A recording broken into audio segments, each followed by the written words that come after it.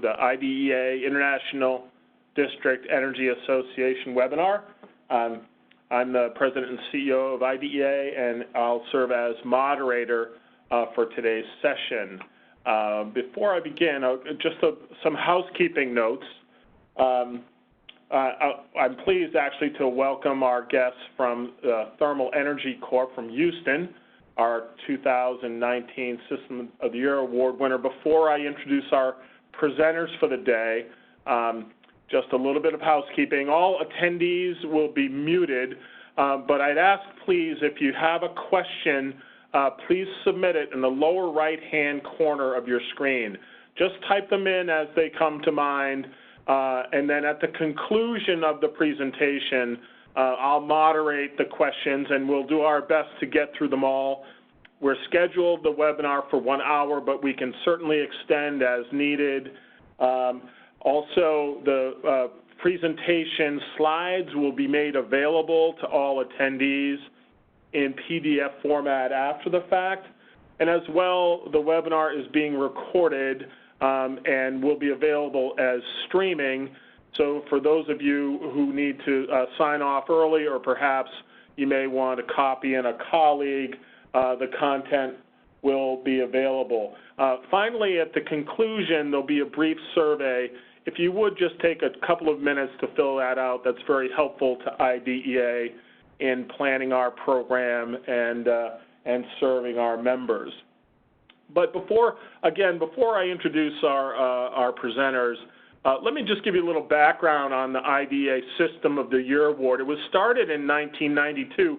In fact, it really is sort of configured around the BOMA Building of the Year Award. It's the highest honor our association can present to a member, and it really is intended to represent exemplary performance and involvement in the industry. But it isn't just an award for an award's sake. It really is intended to show and showcase the overall excellence in our industry in terms of efficiency and reliability and resiliency, serving as an industry benchmark. But it's also intended to be a vehicle, a platform for sharing ideas, so that some of our organizations have the opportunity to really kind of share with the larger industry what's made them successful, how have they undertaken these significant achievements. And really, we're also looking to share the qualities and benefits, advantages of district energy beyond just our membership, so that these systems that win this recognition can serve as a showcase, really, to the larger industry. And part of the award does involve the participants being willing to share in their experience and their track record, and really how they achieved some of the either savings or resiliency they have. In order to participate, you must be a member in good standing, or the system must be managed or operated by an IDA member in good standing. We welcome both private and publicly owned systems. In this case, the Thermal Energy Corp, TECO, is a nonprofit organization, but participants can be universities, military, corporate, a healthcare campus, a downtown system, airport, community, government-owned. But the criteria is three or more, must be serving 3 or more separate buildings. Additionally, we ask that systems be operational for at least 2 years, so that the performance can be adequately monitored. And then again, for definition, people sometimes ask, so what makes a district energy system? In this case, we're talking about supplying thermal energy and or power, and it can be steam or hot water, chilled water, any combination thereof. And really any source of that thermal energy can be from combined heat and power, deep lake water cooling, waste to energy, incorporating any sort of manner of technologies. In fact, a lot of our systems really have incorporated multiple technologies. But today, and then finally, the judging. So the submittal is on our website. I'll share that link with you. But systems are judged really on these 8 criteria: energy efficiency, reliability and availability, resiliency, so that's the ability to respond to an interruption, environmental benefits and carbon footprint, very important, sustainability, so how environmentally responsible are these systems. Also, we take great interest in employee safety and training. Your performance record there matters quite a bit. Number 7, we like to see how the system is engaged in its local community, how is it involved in service improvements, customer relations, really just sort of presenting itself. And then final category is involvement in community and professional organizations. We like to see, and it is measured, and very important consideration is contribution to the industry writ large through participation in professional organizations.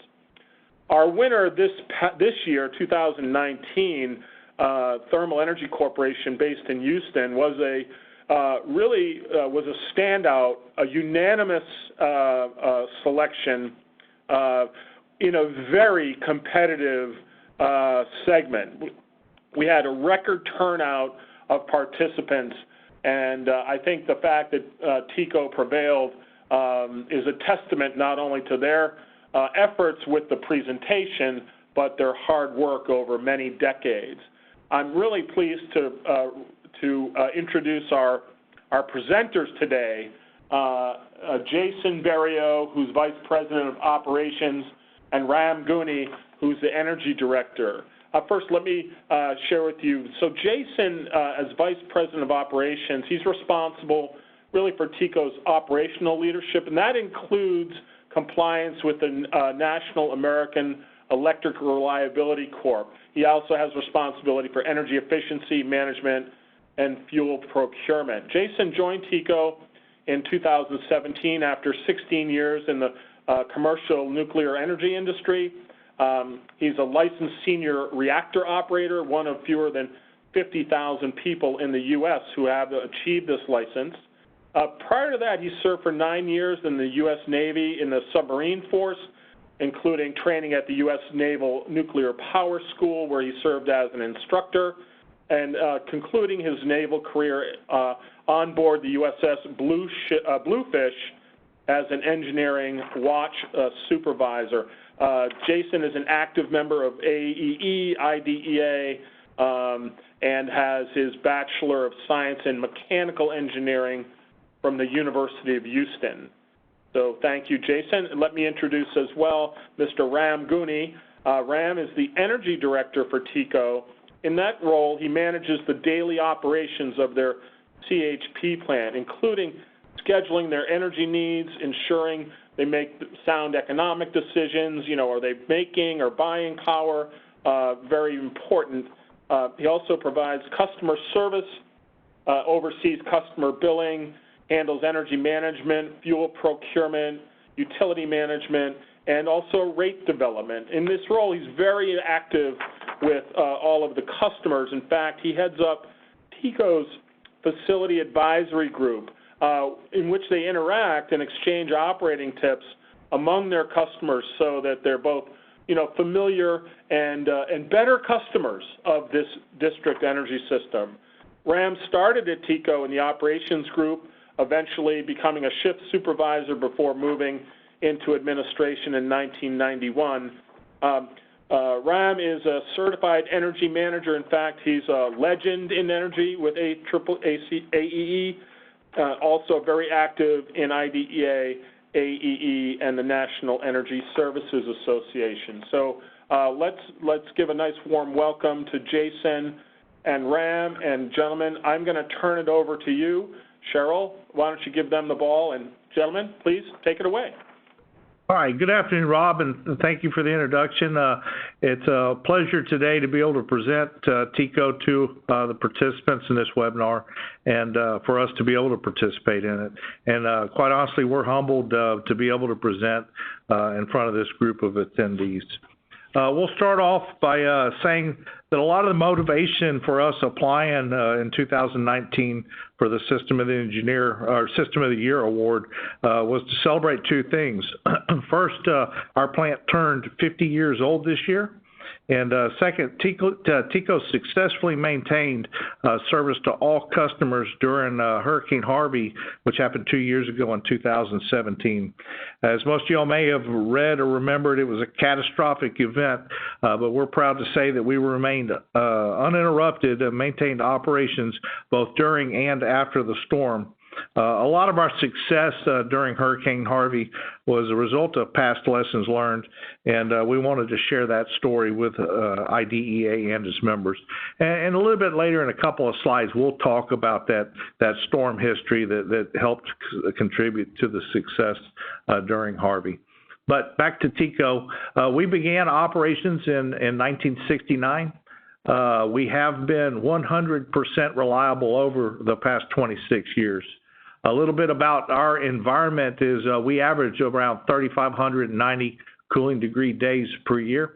And you'll see a little bit of difference. The participants were all over the country, but you'll see a little bit of uniqueness to where we're located, being down on the Texas Gulf Coast, high, humid, warm most of the time. And we'll see some of the results of our location in some of the later slides.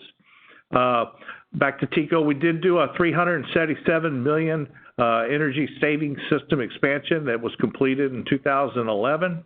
And we also installed combined heat and power, started that up in 2010, and it cut our fossil fuel consumption by over 60% and reduced our CO2 and total greenhouse gases by 48%. And as stated before, we have had no service interruptions during any natural disaster, but that's not to say that we haven't learned anything from any of those natural disasters. So as the next slide. That's you. Use your mouse. Okay, I'll cover the system description. Currently, we have a little bit over 120,000 tons of chill water capacity. That's made up of mainly 5,000 to 8,000 ton chillers. We do have a satellite plant that's running around 2,000 tons each. We mainly use that for backup equipment. On the steam side, about 1 million pounds per hour steam capacity. We have a 48 megawatt combined heat and power plant, 16 megawatts of emergency power generation. That's made up of natural gas fuel and fuel oil. We do have a TES tank, terminal energy storage, about 8.8 million gallons of chill water that we charge at night and discharge during the day. We own our own substation. We have multiple feeds coming into the plant from several different power stations, 138 kV, and that steps it down to 4 kV that we utilize in the plant. We currently have about 35 miles of piping, and these piping range from 6 inches to 60 inch in diameter. So it's a pretty good size system. Yeah, so a little bit about our customers. TECO's currently serving 50 different buildings comprised of 16 different institutions. At the time of the writing of the System of the Year award, we were serving 22.7 million square feet, and we've actually added close to 1 million to date right now. A little bit about the Texas Medical Center. We have 10 million patients that are seen in this area annually. There's 110,000 employees that work here in the medical center. It's the 8th largest business district in the United States. There's over 180,000 surgeries performed here annually. In the hospitals, there's 10,500 patient beds, but the big deal is the $2.5 billion worth of annual life science research that occurs down here. So we're not just a big hospital, we're a big university research institution, and so we support a lot of different activities down here. Some of TECO's customers You can see on the list up there some of the big ones, Texas Children's Hospital, Houston Methodist Hospital, MD Anderson. Those are on the list of top 10 best hospitals in the country. But you can see some familiar faces up there, Shriners, Texas A&M, Texas Women's University. We have those are the 16 different institutions that we serve. Okay, we'll talk a little bit about the fuel converted to useful energy. This is based on adding natural gas to the system, fuel oil, and taking power off the grid. As you can see in the middle of the first section, we have the combined heat and power.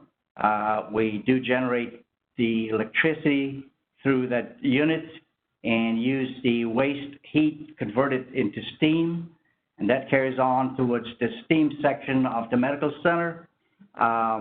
We also have some internal cogen that utilize mainly natural gas and fuel oil, and that energy is also used for the chill water and steam production. As you can see on the right, our main business is in the chill water side. 80% of the sales is on chill water, and steam 20% of the year. You can see the efficiency of all of this. It's you'll see that in some other slides that's coming up. Right. So just taking a quick look at our chill water production efficiencies, and like I stated, you'll see some differences here due to our differences. Ram pointed out 80% of our business is in the generation of chill water with 20% in steam. When we were putting together the presentation, we were talking about efficiencies. We were trying to find the best way to communicate it. As you can see at the graph on the right, we could come in and say that we have efficiencies of 0.38 to 0.42. We could also say we've got efficiencies as bad as 0.9. So the graph on the right is trying to illustrate the amount of time per year that we operate at each one of those efficiencies. So TECO, we operate the majority of the year between 0.70 and 0.78 on efficiency, and that's measured in kilowatts per ton. That's a result of the amount of chill water that we're serving and the amount of chill water that we're having to produce during the warmer, hotter parts of the year. On the left side, we wanted to illustrate how our chill water efficiency is related to this local geographic climate, and you can see a really strong correlation between our efficiencies in kilowatt per ton and the wet bulb temperatures that we experience around here. The majority of the time, we have wet bulb temperatures above 70, which tends to drive our chill water production up, but that also reflects that we maintain our efficiency right around that 0.7 to 0.75 range for the majority of the time. Okay, we'll continue a little bit on energy efficiency. As you can see, from 1998, 1999 range, we were operating in the 9.7, 9.8 kW per ton. And over time, we were able to reduce that. The little peak on the 2001 was a result of Tropical Storm Allison, that we had some system that created a high efficiency. We continued to reduce that through 2010 is when we did the major project on improvements of adding variable speed chillers, pumps, cooling towers, and so forth. We also added a energy optimization system in 2011 that also assisted us in maximizing the efficiency of our operation. Down on the 2016, there's another peak that happened there. That was a result of our condensed water system sump. We had some issues that had to go back in and rebuild that. So all the major high efficiency chillers were offline for a period of time, creating a low efficiency there. And as you can see in 2017, 2018, We're back on with everything working. Now we're starting to dip into the higher peaks that we're having with our less efficient equipment. And that created the, moving back up the other way. We're also looking at some other methods to get it back down in line again. Yeah, so our most notable improvements, as noted in the bullet, were the installation of variable speed chillers, pumps, and then cooling tower fan motors, and performing that energy optimization after 2011. That's what created the most value for us from a efficiency standpoint. The TES has really helped us balance out our load profiles during the days and nights, and that helps us just with any thermal storage system balance out our pricing. But the key benefits of TES helps provide that reliability and keep that energy cost on chill water production low. All right, we talked about the combined heat and power earlier. So a little bit about the combined heat and power plant. It's a 48 megawatt generator. It's a GE LM6000 with the Sprint. Out of this unit, on the tail end of it, we have a heat recovery steam generator that's capable of providing 330 pounds per hour steam. When we combine all the fuels going in and all the useful energy out, the simple cycle heat rate on it, it's 9,100 BTU per kWh, or simply 9.1 BTU per megawatt. That's on the simple cycle end. With all the steam benefit on the tail end, we can accomplish 6.8 BTU per megawatt, or 683 BTU per kilowatt. Giving that the unit efficiency with total fuel in versus useful energy, we're accomplishing 72% unit efficiency on a combined heat and power plant. The combined heat and power plant is very important. It really provides the reliability for our power source. With the operation that we have, failure is not an option for us. We can provide 100% of the power to generate the chill water service during a peak time. That's the reliability side of it. We also have, we do capture some benefits off of it.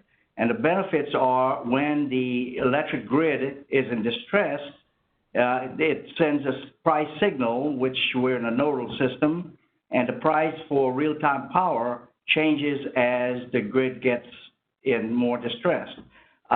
This year, I'm happy to say that in the Texas market, there's a cap of $9,000 a megawatt. We actually got to about 5 hours into that range. We did not get called for a brownout, but we got very, very close on it.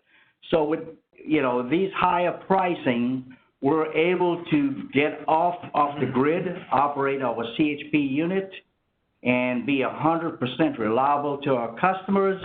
And the power that we have hedged at a very low cost, we're able to liquidate that. And there are times when we're not utilizing all of the internal power, we can sell it back to the grid. So we do capture benefit by doing so. One thing I want to point out real quick, we get asked this question a lot, so I want to kind of head off the question ahead of time. The purpose of the CHP at TECO, especially the electric part, is for TECO's use only. We do not provide power to the medical institution. We simply supply chill water and steam. The purpose of the CHP, along with our generators, is to provide our TECO in-house loads. Anything that is generated beyond what our internal load is then put back out there on the Texas market. Okay, demonstrated reliability. As you've seen earlier, we're 100% reliable. We had no unplanned outage since 1992. We currently maintain a 13 to 15% redundancy, And what does that mean? It means that we take whatever the highest peak of the system is and add that 15% above it. The reason for that is if we were to lose a unit in the worst time, we have the ability to replace that with a backup unit.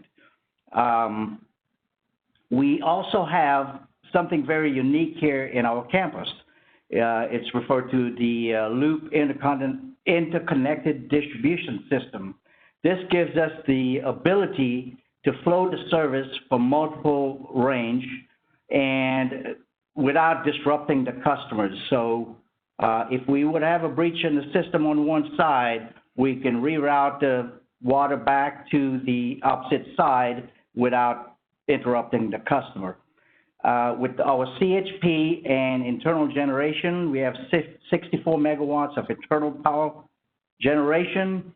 This is very important. It's we do test and train on our black start capability. We do that and make sure that everyone is very familiar with it, know how to do it if we ever needed to bring the plant back up from a black start. We also have some steam-driven chillers, 10,000 tons. That's 2 units. Something that's different here too, it's the robust electrical system standard. I'm not sure if you've heard of the ring bus system, but it's a fast-acting protection relay that can switch over from one breaker to another without any interruption. We do get power, like I mentioned before, 138 kV transmission power from multiple feeds. These come from different substations. So if one substation were to go down, we get feed from the opposite side without any interruption, and that's part of what the ring bus system does.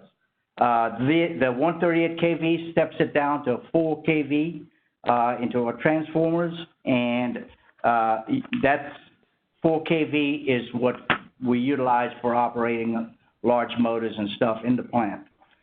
We talked about the thermal energy storage tank, 8.8 million gallons. We built a flood wall with floodgates designed to withstand a 500-year floodplain plus 3 feet around the plant. And this happened after Hurricane Allison. A project was put in to protect the plant, and we did add the pumping to get the water out of the plant. We also have some backup portable pumps that's also used for assisting the in-place pumps. Our distribution construction quality control, we do 100% x-rays on all wells.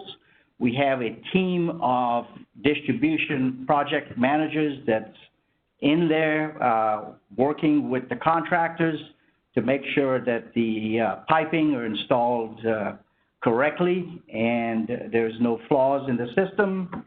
A pretty neat thing we have been doing for about 24 years, it's a load shed plan. And I'll tell you a little bit about the load shed plan. It was designed and we worked with our customers to identify the critical needs of each building. For example, a hospital will have patient care, a research facility will have labs and so forth. So those were identified as critical needs. The office type areas were identified as non-critical. What we were trying to do is if there was ever a disruption with the service, that we can meet the critical needs with the backup equipment we have here at the plant. Currently, we can do 100% of that service, but in the past, we did not have the ability to do that. As of today, we still practice the once-a-year load shed plan, and I have to say that it's been very, very successful. We have 100% participation in it from our customers. Something that's really, really neat, also, it's the Major Equipment Replacement Plan, commonly called the MERP. This guarantees funding for large equipment, and that's charged through the rates. And it's a fund that bills if a pump were to go out, in the middle of the summer or chiller were to go out, we have the funding to replace that without going back to our customers and asking for additional capital to replace that. Let me just expand on the purpose of the MERP. That's not just an emergency supply of funds to repair equipment that breaks. We've basically undergone a life cycle management review, and we've identified the periodicity that, say, a chill water motor, a pump motor, or any kind of motor would need to be rewound, and identified the frequency of those types of rewinds, those types of component replacements, pump rebuilds, chiller retubes. We've identified through that life cycle management the frequency of those things, and we've incorporated those into the MERP program and the MERP funds. So we're depositing money now for a motor rewind that may occur 9 years from now, and that's how we guarantee the maintenance side or the life cycle management side of TECO. Okay, I'll continue. Predictive and preventive maintenance program. We do have a vibration program here on site. We have people that go around taking the vibration of each major rotating equipment. We also have oil sampling that we send out to labs for analysis, and those can definitely help us to predict when a piece of equipment might be failing. We have multiple water wells that handle 100% of our water supply in case we were to lose water from the municipal district. And this happened after Hurricane Alicia back in 1983. We did lose pressure on the supply water coming from the city, and we did not lose service, but it was a challenge. This drove us to looking at adding the backup to the water supply. So we added one water well, and today we have 3 water wells that we can operate. And as I said, 100% of the water needs could be supplied from these water wells. Redundant air supplies. We just completed a project on adding additional air supply units with storage tanks, and that's working out very well for us. And another big thing is cybersecurity, and I'm sure everybody's really, into cybersecurity with all the things that's happening in the world today. So, we do spend some quality time with the right people taking care of that for our facility. All right, when we talk about resiliency, TECO's no stranger to natural disasters. We talked about Hurricane Alicia, which happened in 1983. Tropical Storm Allison occurred in 2001. That was another catastrophic event for the Texas Medical Center. We've had Hurricane Rita in 2005, Hurricane Ike in 2011, most recently Hurricane Harvey, which was a Category 4 storm, which occurred in 2017. And I'll say with every instance of careful planning, engineering, and investments, we maintained 100% of our chill water and steam requirements to the customers. And that goes through the planning stage of it. We have an emergency preparedness plan that addresses both natural and man-made disasters, and we conduct annual training and drills, or monthly, quarterly, and annual training and drills for these disasters. Our plan details individual responsibilities and also highlights the size, the composition, and the care of what we call our ride-out team. And we're committed to sheltering up to 35 employees in place for 7 days.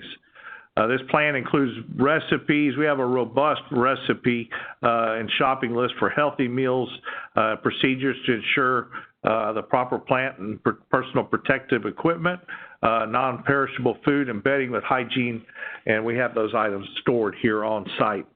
And additionally, after each event, TECO conducts a debriefing. We hold a lessons learned meeting, and we take the lessons learned from that previous meeting and implement them and fortify our plans and procedures. As Rand mentioned, in 1983, following a Hurricane Alicia, that was our motivation, or that was one of the lessons learned, was to add an on-site water well as a secondary source of water after the city water supply pressure dropped. And then in 2001, Tropical Storm Allison dropped 36 inches of rain in the area. We had a little bit of water in the plant, but the medical center sustained a lot of I don't want to say damage, but they got set back. A lot of the research areas, a lot of the electric substations that they had installed in their basements got flooded out. So after Tropical Storm Allison, both Texas Medical Center and TECO invested about $50 million in flood protection here at the medical center. TECO particularly built a flood wall around the plant. That flood wall is designed to sustain a 50 or 500-year flood with an extra 3 feet of water added to the top of that floodgate. Those were direct lessons learned from previous natural disasters. And when Hurricane Harvey hit in 2017, we put water up on that wall. Not a lot, but it just goes to show that when you take into consideration past events, you analyze them, and you prepare for the worst, it pays off in the long run. That $50 million investment in flood protection following Tropical Storm Allison probably saved a couple $1 billion when Harvey hit the medical center. All right, we'll talk a little bit about environmental benefits. TECO is committed to sustainable growth, improved with severe non-attainment status for ozone. In 2008, to marginal non-attainment for 8 hours, ozone. In 2018, with an attainment deadline in 2021. I do have to mention that in the area that we're located, we are in a non-attainment area, so we have to abide by all the rules of being in a non-attainment area. TECO do benefit the area by keeping approximately 42,000 tons of greenhouse gases out of the air annually. Our CHP unit has helped to double its annual operating efficiency by cutting fossil fuel consumption by more than 60% compared to conventional electric generation in heat-only system. We've reduced tons of NOx by about 90%, CO2 and total greenhouse gases by 48%. On emissions control, TECO, we primarily use natural gas with low NOx burners. That is, we have all the boilers converted to low NOx boilers, and we also have catalytic reduction technology to minimize emissions. Ultra low sulfur diesel fuel is used to test our backup equipment. So we do use the low sulfur diesel fuel. We do have a refrigerant leak detection system built into a plant, and that can detect if we have a refrigerant leak on the chiller decks before you even realize and go around with a testing unit. This is continually testing the air in the chiller bay. Asbestos were eliminated back in the early 80s, and we went through a project of identifying everything that had asbestos in it, had the professionals to come in and remove and replace all of that. So that's not an issue for us anymore. Chemical management and recycling that helps to minimize the use and disposal of hazardous chemicals within the community. All right, talk about sustainability. We'd like to note that TECO, we're a true partner with both our customers and our local community. We put some highlights on here of different things we do. I'll tell you right now, we're doing a Toys for Tots drive here at TECO to give toys out to the hospitals that are in our neighborhood. But one of the highlights that we chose to share today was our WaterWise program that we are in partners with the Harrison Galveston County Science District. They've got an award-winning educational program which is dedicated to teach children in the 3rd through 6th grades how to protect and conserve our freshwater resources. TECO funds about 2,600 of these little water kits that we give out to the students each year, and we do receive in exchange water credits totaling about 84,000 gallons of groundwater. So we support them, and that allows us to increase our permit of the amount of well water that we're pumping out of the ground. And it's managed through the Science District to maintain the optimal pump rates. We also have Brays Bayou, which runs right on the south side of our plant. We've got an optimization program set it up where TECO is permitted to discharge our treated wastewater, such as our cooling water tower blowdown, our bottom blowdown, our boiler water bottom blowdowns into the Brays Bayou outfall. We do have strict guidelines, and we're monitored by the city, state, and federal to ensure that all our discharges meet federal water quality standards. Some other sustainability efforts that we employ, we have team members that are trained. We have lead certified engineers. We've got a couple handfuls of professional engineers here on site.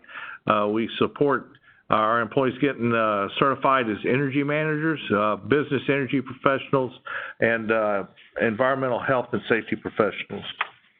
A lot of that goes through our employee safety and training. First of all, safety is a top priority at TECO. Our employees embrace a safety culture, and they're rewarded for behavior that reflects a successful record. Our safety record, we believe, reflects our ability to maintain and operate this plant.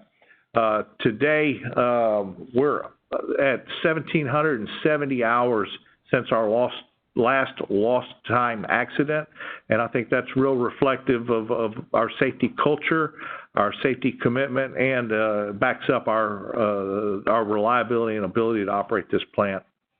We do conduct monthly safety meetings. We have a safety action team. We have a program to put safety action suggestions in, and we have drawings at the end of the year to reward the top winners per month or per quarter. And that helps reinforce the employees maintaining that healthy, safety-conscious environment. We also have an extensive training and certification program that's been developed in-house. It aims for continuous improvements. We invest in employee higher education, and we reimburse those educational costs. And also on the in-house training side, we do have training classrooms here that we've invested money in, built out. We have the latest equipment for multimedia and tools for training, and we have a full-time training manager that oversees and provides that in-house training. Rob, that's all I have to talk to today. I will hand it over to you to see if we have any questions and answers. But before we hand it off, I'd like to just invite anybody that's participating today.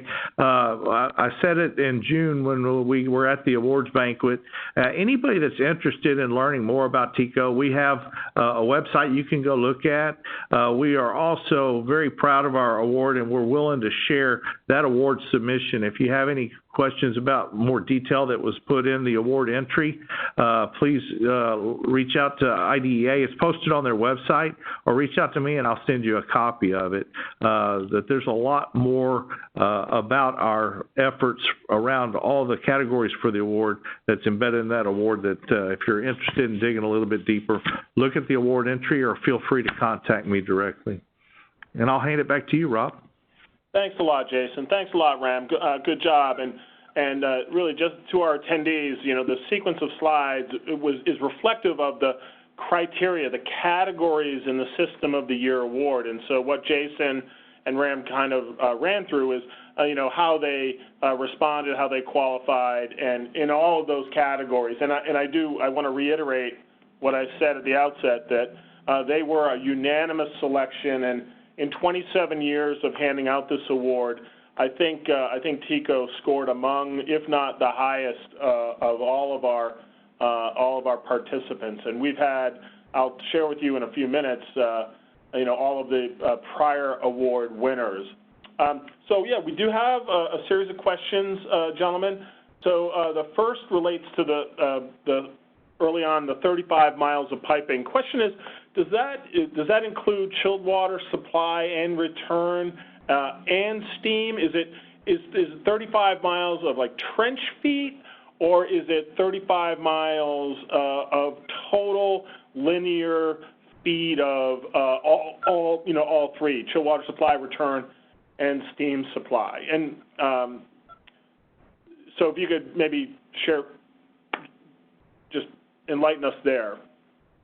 Yeah, it is 35 miles of piping, both on the chilled water supply and return, and the steam supply and condensate return.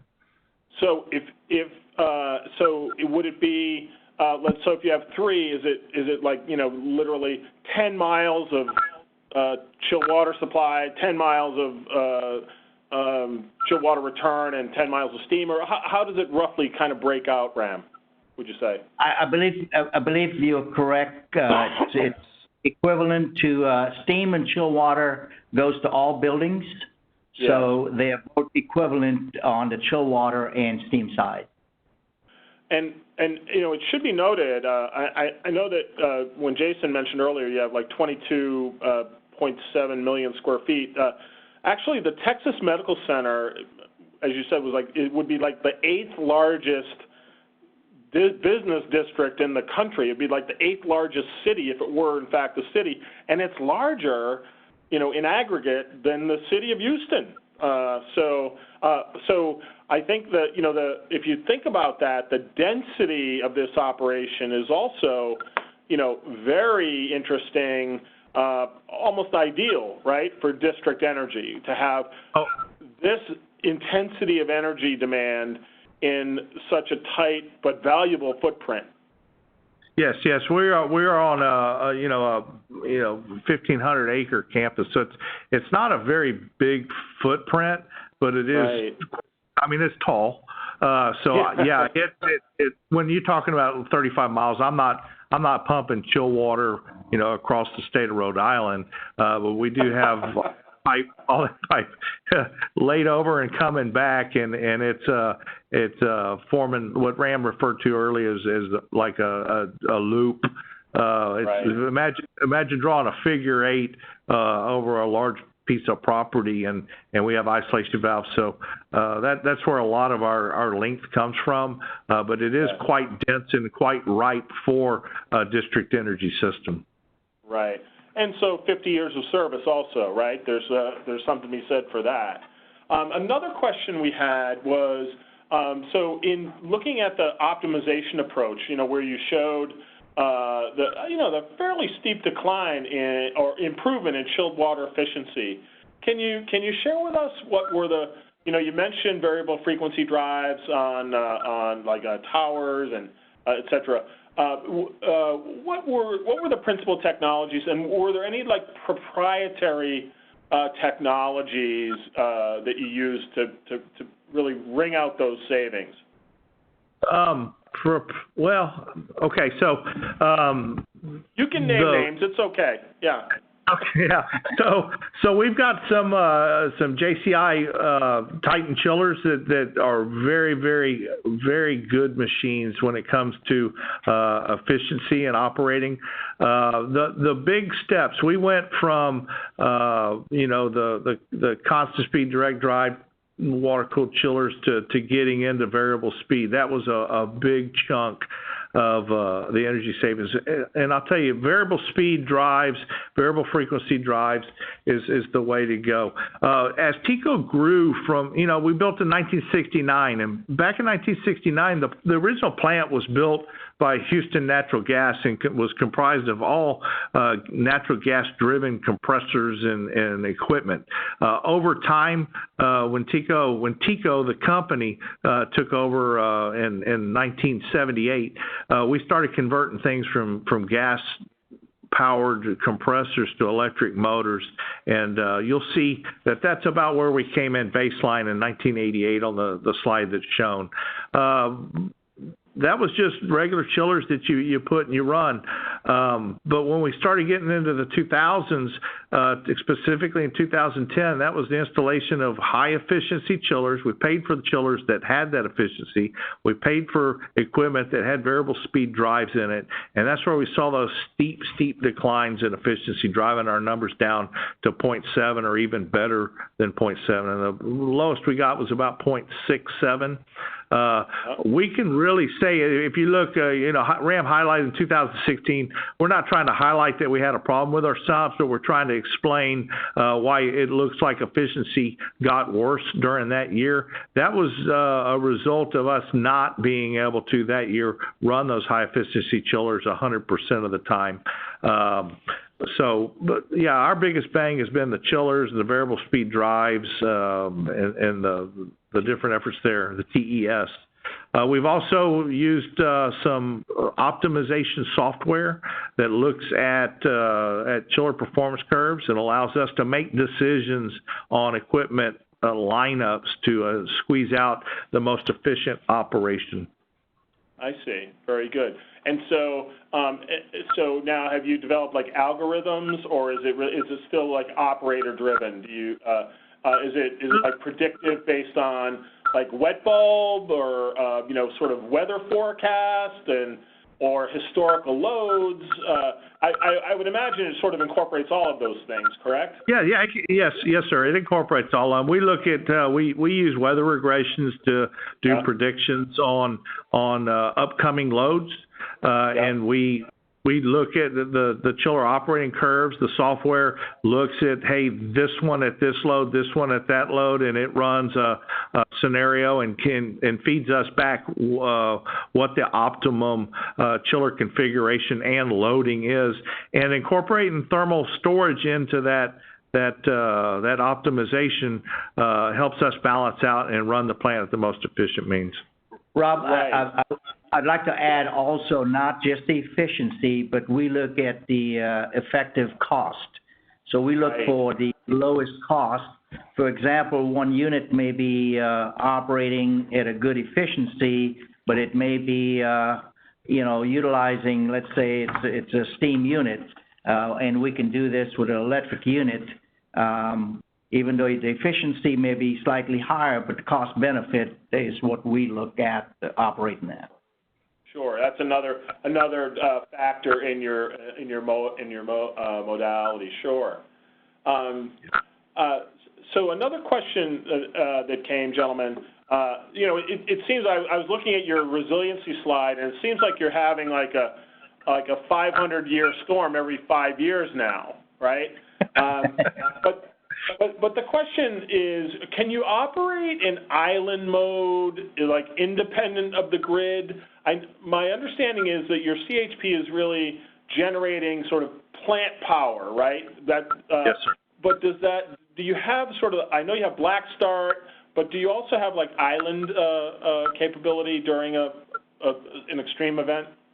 Yes, sir. That was by design, and part of that whole thought process behind design of flood walls. As we pointed out, we've got two separate feeds that come into TECO from off-site power. But if one of those or both of those goes down, we have the ability to do a black start, power up TECO, and operate in an island mode for an unrestricted amount of time. Yes, very good. And I would think with $20 million, 20 million square feet of hospitals, and and $2.5 billion worth of funded healthcare research on the line, it's pretty important that you're able to sort of keep things moving. Another question, and this I think relates to the same kind of discussion. The question was, how do you know that 13 to 15% of redundancy is sufficient? How did you determine sort of this level of redundancy as sort of a comfort band? Well, we have tried to come up with a number, and we've bounced it off each other, bounced it off our board. When you go back and look, we're 120,000 tons of total capacity here. If you take the thermal storage tank out, that takes us down to about 112,000. you know, as Rand pointed out, we've got 5,000 to 8,000 ton chillers. So you got to look at a variety of scenarios. Okay, let's say I got one down for annual maintenance. Let's say I've got one that breaks, and so subtract all that, and where do we land? We feel comfortable that maintaining 13 to 15% gives us the flexibility of being able to do maintenance or emergent maintenance, and even having an equipment failure without installing additional capital to increase that margin. After we did our MPI program back in between 2008 and 2010, we installed 4 8,000 ton chillers. That was 32,000 tons of additional capacity. We also had the capacity of installing 6 more of those chillers, but we didn't want to incur the capital cost of building out that much capacity. Right. So it's our opinion that 13 to 15% is sufficient for TECO to maintain under the capacities that we have. Right. Yeah. You know, I've been in your plant. Now that you remind me, I remember being sort of overwhelmed by the size of those, you know, big chillers, but also remembering you have enough room in there to sort of, you know, let the Houston Texans play. As long as they're not playing the Patriots, it's fine. But you gotta, that's right. Yeah, and I get it that you don't want to put that capital burden in advance of the load, right? You don't want to put that on the customers if it isn't going to yield, you know, benefit in the terms of, you know, performance or reliability. So that 13-15%, that's really born of, I think, you know, experience with, you know, performance through, you know, the tough summers and extended summers that Houston has. Another maybe related question, do you use any chilled water for turbine inlet air cooling? Do you use that? Do you do that on the CHP unit at all? Absolutely. You can't survive in Texas without turbine inlet cooling. Yes, we do use chill water for turbine cooling. We are able to squeeze a lot more power out of the unit using that. It's worth the investment. Right. Very good. Next question, it says, are you using any FDD technology? I'm not sure what the questioner is referring to, FDD. Do you know? Well, depending on what it stands for, I can say yes and no. Well, I don't know what it stands for. All right. I'm sorry. I'd be guessing myself. Next question was, and to the extent you're willing to share this, what would you say your annual operating budget is, in terms of range? I know it's public information. I get your annual report, but what is the range of the TECO operating budget, if you don't mind? Yeah, our operating budget that we operate on every year comes in around $80 to $85 million. Yeah. That's what we get approved for by the board, and that's typical. But last year, where our budget was around $82 million, after everything's said and done, we ended up rebating close to $8 million back to our customers, and that was after keeping a little bit of the extra money we didn't spend, or the extra money that we made that we had unplanned for. For example, I'll just give you a plug.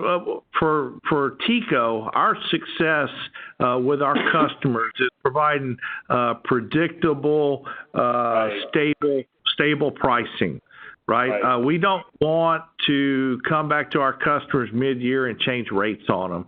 And so we put some assumptions in our budget. When a new hospital comes online, we'll get a year's worth of data on them. We'll charge them for their usage at the same rate that everybody in the medical center is getting charged, but we don't necessarily budget fully for that. And it makes sense when you think about it. If you're building a house and you tell the electric company you need power in January, and they come out and install that, but you don't actually turn power on till the following June, but you budget for that, then you come up short. And that leads to budget uncertainty and price certainty. So we budget for what we think we're going to need, and we budget for the predictable income that we have. But we do have sources of income that are slightly predictable, but we don't budget for it. And that's those new buildings that come online. We don't include them as an income source for at least the first year. Right. No, I mean, that makes sense because your clients are operating under, I think, they don't. So really what you're trying to do is dampen sort of, price or cost volatility by trying to normalize things. Jason and Ram, when you were talking about the MERP, right, the Major Equipment Replacement Program, it reminded me of my father-in-law. He was a banker with 8 children, and he always had like a sinking fund, a reserve. He'd buy a washing machine, right, and then he'd set aside like $2 a week every week. So he always paid cash, right? And then he planned on that washing machine lasting, with 8 kids, like 4 years, right? So that's really what you're doing, right? You're Absolutely planning on these types of, capital replacement expenses, right? Absolutely. So they're not surprises. Yeah, it's just like funding a college fund. We know down the road we're gonna have to spend something. So we've gotten when we started the program, we got approval from our board to hold back $2.5 million every year to put into this fund, this sinking fund, and we've allowed ourselves, or the board's allowed ourselves to increase that slowly over time to build up that fund, and then that becomes a pot of gold, so that when a piece of equipment breaks, or more importantly, when a piece of equipment needs to be rewound, maintained, rebuilt, we don't have to go out and ask for money or borrow money or change our rates to fix that stuff. We've all recognized, like the scenario you said, hey, in 4 years my refrigerator is going to go out. Let's start saving now. Right.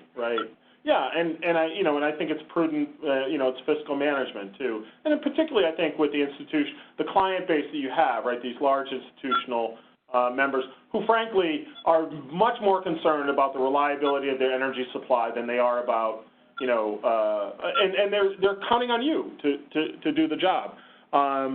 So next question, and can you share with sort of roughly, this is a question about the charge for electricity and steam, but I know you don't charge for electricity, but unless you'd like to direct the questioner to your website, I'm sorry, your annual report, but are you able to share a range of what your charge per ton hour and or M-pound of steam are? What were they like last year, roughly?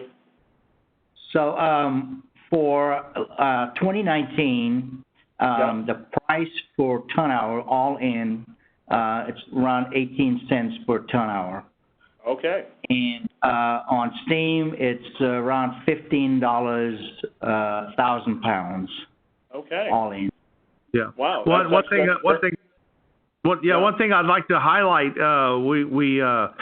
we track the cost to produce the chill water and the steam, and right now our rates for fiscal year 20, which is the fiscal year we're in, are equal to the rates that we were charging in 2008. Yes. So, wow. As a result of efficiencies and as a result of careful energy management and hedging, now there was a peak there as we paid off the capital projects, but our rates right now in 2020 are the same as they were in 2008. Good for you. No, I mean, I look at those rates and compare them to, what sort of happens in other locations, and you're really performing at a very high level. I mean, that is a very competitive delivered cost of energy. Props to all of you. Next question, the load shed of customers. So when you find yourself in maybe a load shed condition, is that something that happens at the central plant to the customers, or do they do it? How is that managed? Is it voluntary, or is it something that you manually sort of override and restrain capacity? No, sir. That's a really good question. We have no ability to load shed our customers. Right. Our customers basically got a big red button on the side of their wall that when we call up and need someone to load shed, we call everybody. They all jump up and they all push their red buttons. That's what the load shed test looks like. We coordinate that at 5:30 on the first Friday of June, everybody's going to do their load shed, and we're able to see all those institutions basically push their buttons at the same time and watch the chill water load come off and go down. To answer your question, we do not have the capability to load shed those buildings. It has to be a phone call initiated plan. All the customers do buy into it, and most importantly, we've never used it. Right. Yeah. So that's a very interesting, I think, model. And the good news is you haven't had to use it, but the good news is you have it at your disposal. Good Lord willing, you should ever need to. I would advocate anybody that's got a building automation system with a load shed capability that they set up and do that test. Do a controlled test and try to understand. You'll see load come in, but understand what kind of load you can shed and look for opportunities to improve your load profiles if you ever get in a situation where you need to do a load shed. And that's the value.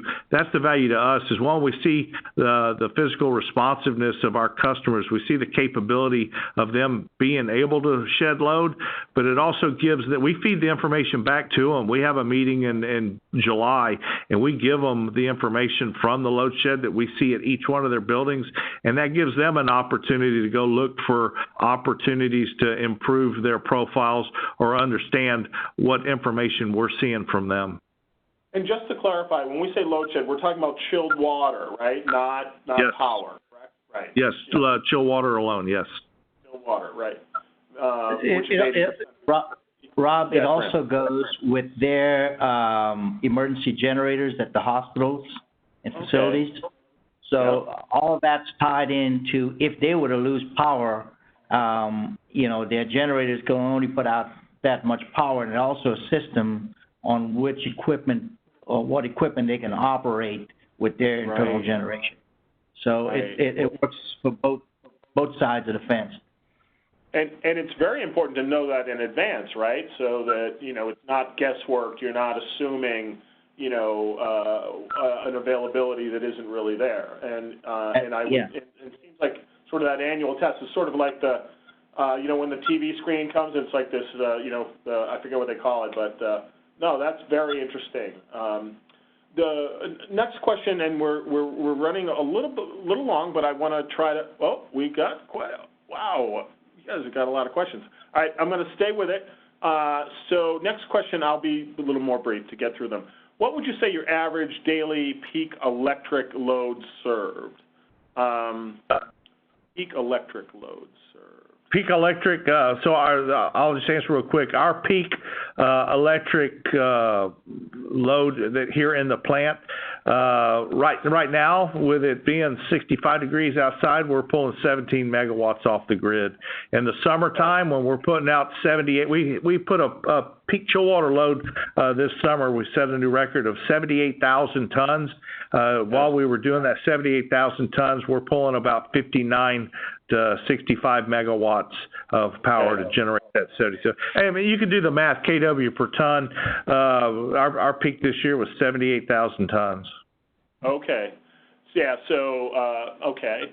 And then the next question, so do you, when you have excess power, right, do you sell, and you mentioned, I forget it was Jason Aram, do you sell that back to the grid? You're not really operating as an IPP. You're not really in the sort of the electric generation business, right? You're really a district energy provider. But when you have excess power, I guess it's a question of what the market price signal is. That's exactly right. Basically, how does that work? That's exactly right. I give the analogy that it's like having a Generac generator at your house. our CHP is available when we need it. If off-site power is lost, I've got the capability of keeping power sustainable. But there is a price point. We highlighted our heat rates, the conversion of BTUs to power. And so with a heat rate roughly of around 7 and a natural gas price of roughly around 3, 3 times 7 is 21. Anytime the electric market is up around $25 to $30, we're able to benefit from that rate. What I want to make sure everybody understands is we do not run the turbine all the time for electric generation. We are not an electric provider. We're not a utility, but we do run the CHP when there's some economic benefit from it, because quite frankly, we're able to use the steam that's generated from the combined cycle plant. So it becomes beneficial to us to operate when the market conditions signal that there is a benefit there. More importantly, and Ram pointed it out, when the market conditions show that it's $9,000 a megawatt, that's a real strong price signal that the grid's under distress. And so while we may benefit from it financially, we're really shielding ourselves from that stressed condition. And typically when we're in that operating market or that operating condition, we're not pumping a whole lot of power to the grid. Well, we're really kind of hunkered down. I will say in island mode, although we don't divorce ourselves from off-site power. We're trying to get as close to net zero power flowing across our substation, because we don't want to we don't want to have a transient if off-site power does go away. Right, and you don't want to be importing that expensive power if it's not necessary, right? Yeah, that's loose sounding, but quite frankly, we've got hedges to protect us financially against that expensive power. Our main motivation for operating the CHP during those conditions is to protect ourselves from that off-site disturbance. I see. Oh, okay. The next question, and I want to be respectful of time, but what was the outage in? I don't know that any of you were there. Maybe Ram was, 1992. What was the outage in '92? Because I think you said 26 years. Yeah. And any lessons learned, or what actions followed that event? So in 1992, a tornado came through the Houston area, and the first area that was hit, it was a weekend. The power company dispatched their standby folks to the west side of Houston to take care of the power outage on that end. A few minutes later, it hit on the north side, which impacted a substation that fed our substation. At that time, we were already in the process of installing the ring bus system in our substation. It was not completed yet. There was still manual switches that they had to actually come in and switch over from one substation to another. The reason for that is we had to wait till we can get the power company to come over on our end after taking care of what they had to do on the west side, and that created an interruption. We did not have sufficient internal generation to meet the maximum load, and that's what created that problem. Yeah. Since then we have, we've taken care of the substation, and adding the CHP is nothing but a benefit. Right. Very good. Next question. You mentioned 100% RT on distribution piping. Are you using welded carbon steel for chilled water? Is it welded? Yes. Carbon steel? Yes. And is the supply insulated or the supply and return insulated? They're both direct buried. Okay. And they're both direct buried, and the steam is also direct buried, but it's a Gilsolate insulation casing that insulate the steam lines, and they are separated from the chill water lines, so you don't have heat transfer. And is the chill water supply insulated and return uninsulated, or is that do you know? Are they only where it's exposed. Everything is exposed underground, and it's deep enough that it's insulated in the ground. Okay, got it. And I know it's not uncommon for chill water supply to be insulated and return to be uninsulated because it's return temperature, right? 55. Or better. Well, it benefits us that because you're bringing that heat back. Right. Right. Chillers. You don't want to pick up that extra load. Especially in downtown in Houston. Yeah. So next question: the chillers kW per ton what leaving evaporating water temperature is that at like 85 or? Leave. Oh, condenser? Condenser water system. So condenser water system operate at peak 85 degrees and return.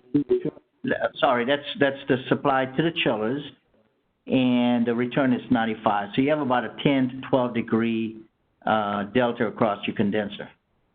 And then, so the leaving evaporator water temperature? It operates 40 degrees, and we have the ability to take it up to 43 with the approval of our customers. Everyone can operate, at 43 degrees. So we maintain it between 40 to 43 degrees, depending on the season. Yes, wet bulb, et cetera, right?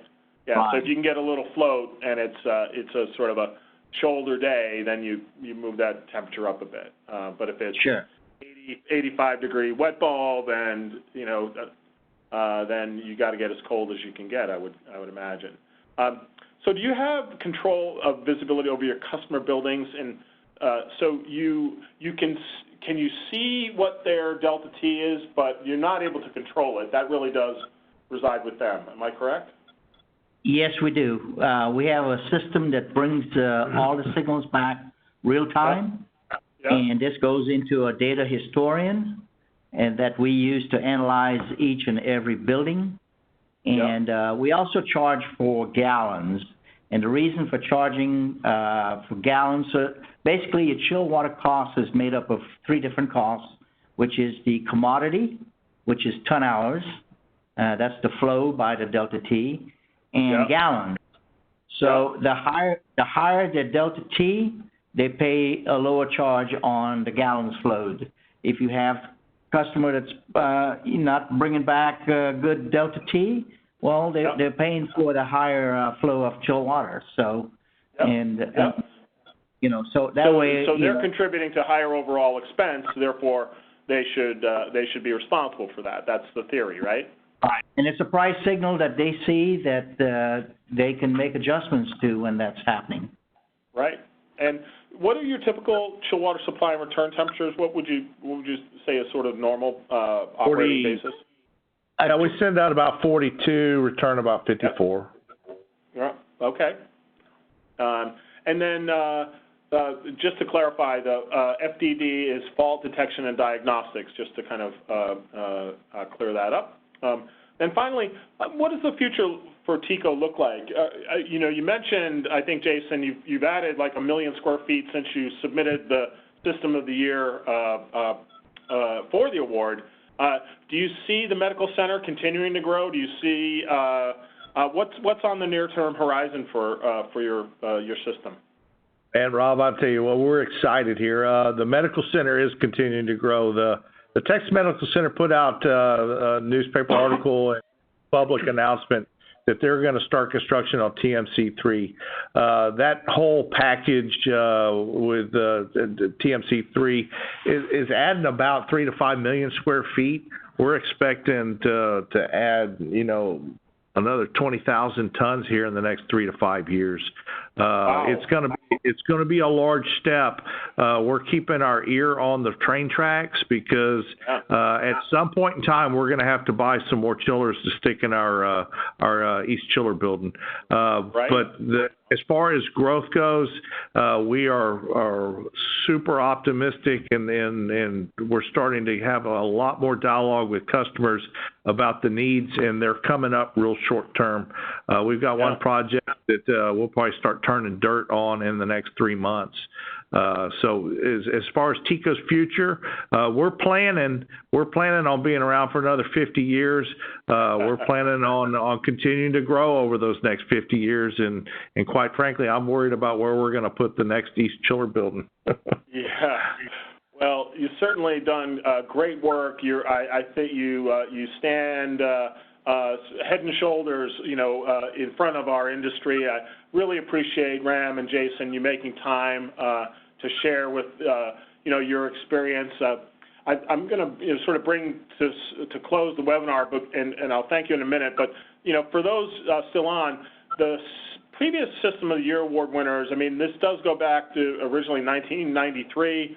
It's a long list of really high-quality organizations. The information is available on our website. I'd urge you to have a look. Not all of the submittals are there, of course, but if anyone really would like to explore deeper, what these systems look like, how they operate, what they're comprised of, don't hesitate to reach out to IDEA. We'd be happy to help you kind of see the depth and breadth of really high-caliber System of the Year award winners. Many of them will be, joining us for our Campus Energy Conference.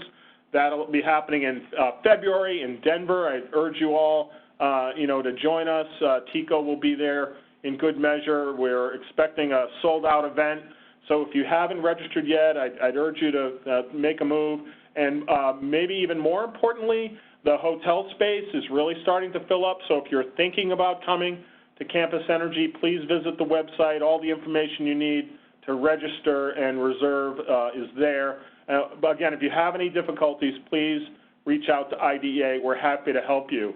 And I'd also, before we close, like to invite you to join us for IDEA 2020, our annual conference in June in Washington, D.C. This will be, I think a very interesting conference, a lot of international content, really kind of a deep technical discussions on a lot of moving trends in our industry. So the call for papers is going to close in about a week, December 13, I believe. So if you're interested in participating as a presenter, again, please visit our website and send in an abstract. We'll be making the program allocations very soon. So please make a plan to join us. And finally, I'd like to thank all of you who are still with us. We had an excellent attendance today. At the conclusion, there'll be a brief survey. If you would just take a minute to fill that out. Again, we're looking for ideas for future webinars. All of you that registered, even if you didn't attend, you'll get an email from us with information on how to access the slide deck in PDF form, and then the entire webinar has been recorded, so if you want to review or revisit or forward that perhaps to a colleague who couldn't participate, it'll all be available. The streaming content takes a little time to compile from our web provider, but you should be able to access that within the next day or so, but that email will be forthcoming. And then finally, for those of you that have a good story and are doing excellent work, I'd urge you to submit for our 2020 System of the Year Award. People tell us that it's not just winning that matters. The process of applying really does, I think, galvanize and uncover great work that's happening in our member systems. And so a lot of people have reported that, maybe if they didn't win, they say, you know what, the exercise itself was really helpful to us. And so, of course, everyone wants to, win, but, I'd urge you to think about submitting. And even if you've submitted in recent years, you're not prevented from submitting again, except TECO. Sorry, guys. You can't win in 2020.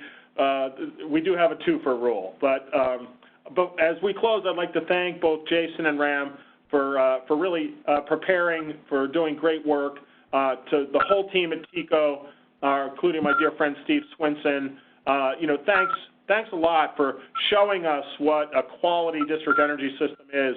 Really, I think we'd all agree, are very stringent market conditions. Jason, Ram, before we close, anything you'd like to share? No, sir. We thank you for allowing us to host and talk about our plant and share our story. And we are just proud to share our story with anybody that reaches out, Rob. So again, I'll encourage anybody that wants to look at our presentation to use it as a model for theirs if they plan on submitting, or if you plan on building your plant, you want to hear more about our story, give us a call. I appreciate it. Very good. Thanks, Jason. And Ram, thank you again. Want to wish you all a happy holiday season. To all of our attendees, thank you. And if there's anything at IDA we can do to help, please don't hesitate to reach out. So with that, we'll close. And thank you again, Jason and Ram, for participating and sharing your expertise with our members. Good day, all. Thank you, Rob. All right. Thanks, Ram. Bye-bye. Thanks.